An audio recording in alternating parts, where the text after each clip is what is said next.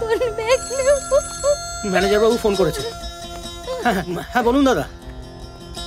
হ্যাঁ পাননি? তাহলে কি হবে? কি হলো? ডাক্তার পাইনি, হাসপাতাল ভর্তি রোগী, সব অ্যাক্সিডেন্টের কেস। হ্যাঁ দাদা। হ্যাঁ হ্যাঁ হ্যাঁ। ও আচ্ছা আচ্ছা আচ্ছা, উনি একটা ওষুধের দোকানের সামনে দাঁড়িয়ে আছেন, যদি কোনো ওষুধ আনা যায় আর কি এই ব্যাপারে। আপনারা কেউ কি কিছু জানেন কোন ওষুধের নাম যেটা যেটা যেটা যেটা টুবলুর জন্য আনানো যায়? তুমি একটা কাজ করো, তুমি ওনাকে বলো যে ওষুধের দোকানে সিমটমস বলে দিলে ওষুধ দিতে পারবে কিনা। হ্যাঁ হ্যাঁ একদম ঠিক আছে। হ্যাঁ দাদা, আপনি যে ওষুধের দোকানের সামনে দাঁড়িয়ে আছেন, যিনি বসে আছেন দোকানে, ওষুধের দোকানে, ওনাকে একটু বলুন না। ভাই একটা বাচ্চা খুব অসুস্থ, সিমটম বললে ওষুধ দিতে পারবে না? নাম বলতে পারলে পারবো। ও হ্যালো, নতুন লোক বসেছে? ও বলছে দোকানের নতুন লোক। আচ্ছা আচ্ছা আচ্ছা, ও ওষুধের নাম বললে উনি ওষুধ দিতে পারবেন। আপনারা যদি কেউ কিছু জানেন প্লিজ প্লিজ বলুন। উনি কিন্তু ফেরত চলে এলে আর কিছু করা যাবে না। আপনারা প্লিজ কিছু বলুন, শান্ত হ। কেউ বলুন প্লিজ। ডেকার্জন intravenous injection. হ্যাঁ কি কি বললেন? ডেকার্জন ইন্ট্রাভেনাস ইনজেকশন। ফোনটা দাও। হ্যাঁ হ্যাঁ হ্যালো, হ্যাঁ Decadron intravenous injection, right. Ampoule, syringe, spirit ভেজানো তুলো আর আরেকটা রাবার ব্যান্ড লাগবে। প্লিজ একটু তাড়াতাড়ি দেখুন না। পাওয়া যাবে? বাঁচালেন, থ্যাংক ইউ সো মাচ।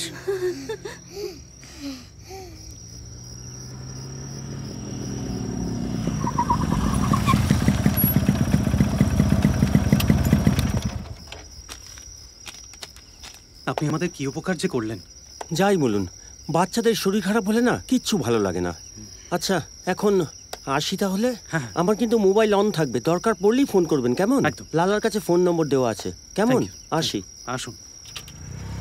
কমল, ইনজেকশনটা যে তোকে দিতে হবে বাবা।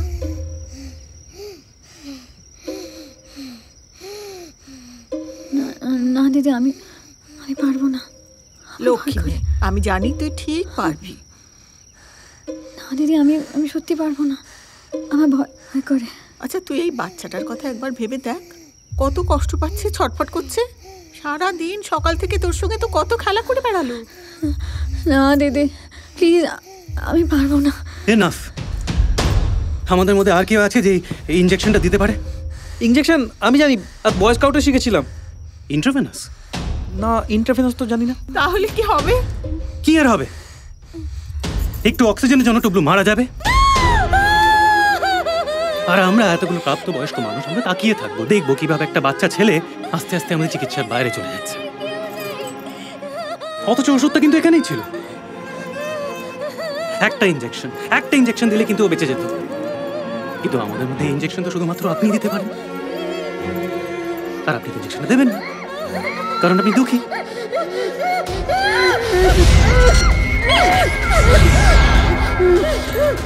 নিজের অতীতের ব্যাগেজ আপনি আপনার কাঁধে করে নিয়ে ঘুরে বেড়াচ্ছেন। নিজের অপমান অত্যাচারের ট্রমাটাকে ওভারকাম না করতে পেরে আপনি একটা সেলফ পিটি গর্তে বসে আছেন। ওগো দেখো গো, আমি কত বিষণ্ণ গো, আমায় সিম্পাথি দাও গো।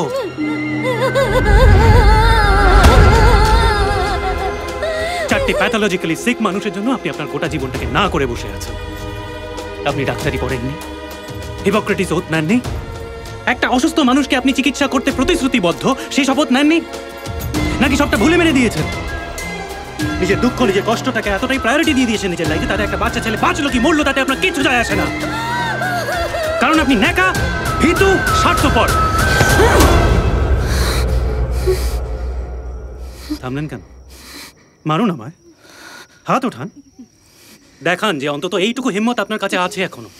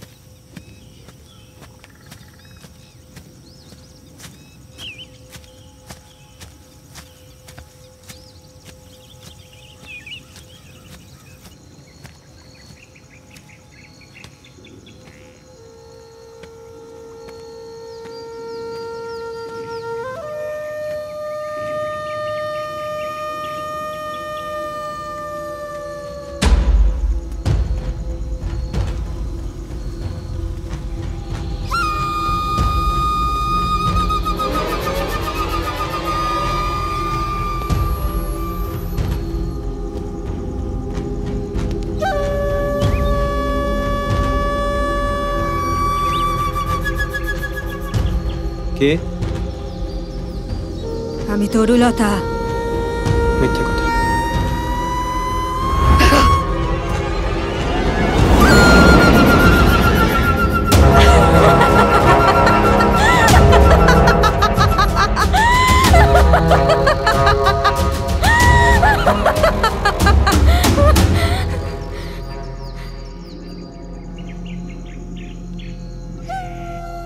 ভূত দেখার খুব শখ না আপনার?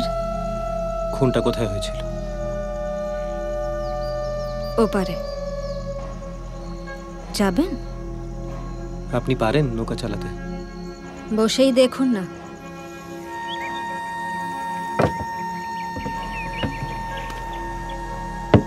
ঠিক ওপারে পৌঁছে যাবেন।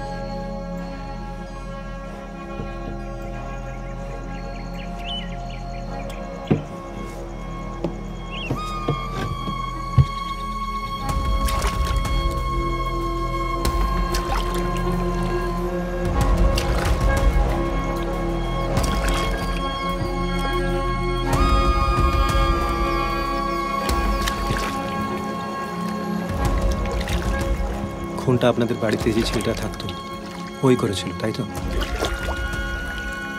প্রহ্লাদদা, আমার দিদি ওকে খুব ভালোবাসতো। ইট্টামি ইট্টাকজনকে ভিট্টালো বিট্টাসি। আমার সঙ্গেও বন্ধুত্ব ছিল,